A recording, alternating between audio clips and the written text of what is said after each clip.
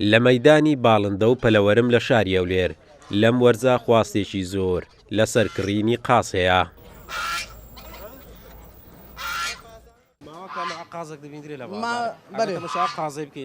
قازە ناویان لێ نایە بولغاری ئەوە ئێستا ئەلحان چەند سار لە دەرێداتە و قازە ئەلحانەوە لە کوردستان بەرهەمی دێنێ و قازە پار و پێر بەرێ پار و پێرات زۆتی بە سێ وەرە خبێستا ئەلحان قلی بە 35,000 ئەو قازە جوانەت قلی 35,000 بەرێ وەڵا لە 5 کیلۆی بگرا هەتا 4 کیلۆی 4.5 و 5 کیلۆ 7 کیلۆ 8 کیلۆشی هەیە ئەوانە بە ساری جوایزار بەرە قاز خۆمانشمانەیە بە 25,000 هەتا 3 کیلۆنی ئەو قازانە هەیە قازی ساکەن قازی هیچ فەرقینە قازی دەوزێونە گۆشتی خۆشترە خاوێنترە ئاوی خاوێن دەخواتەوە قازی خۆمانە تامی گەلە خۆشە چەلاوەکەی بەتامە وەکو تەرشی چۆن خەڵک لێ زۆر بەتامە بەس قازی بڵغارەکە ئەم درێژەکان تامیان خۆش نییە ئەمە وەکو بەڕینە لە فرن بۆحەوە تامی ئەوشی خۆمان خۆش نیە خۆ خۆشترە هەڵک زۆر داوای خۆمان دەکات. قاز تایبەتمەندی خۆی هەیە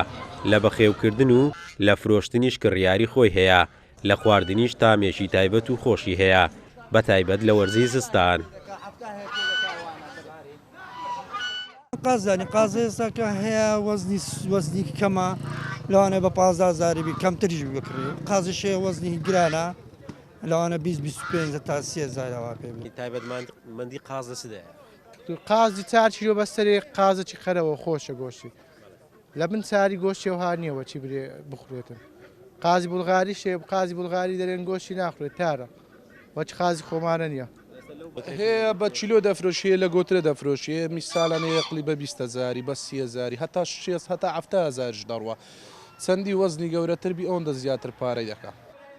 لەگەڵ بارانبارینی یەکەم لە وەرزی زستان لەم بازارە ڕۆژانە سەدان قاز دەفرۆشرێتن و نرخەکەشی بە بەراورد بە وەرزەکانی تر گرانترە. قاس ئەو باڵندەیەکە لە وەرزی زستان خۆشەویستی هەمووانە. ئەم خۆشەویستیە لێرەوە دەست پێ دەکات تاکو دەگاتە سەر سفرەی خوانەکان. قارەمان جەوهەر، کورسات نیوز، هەولێر.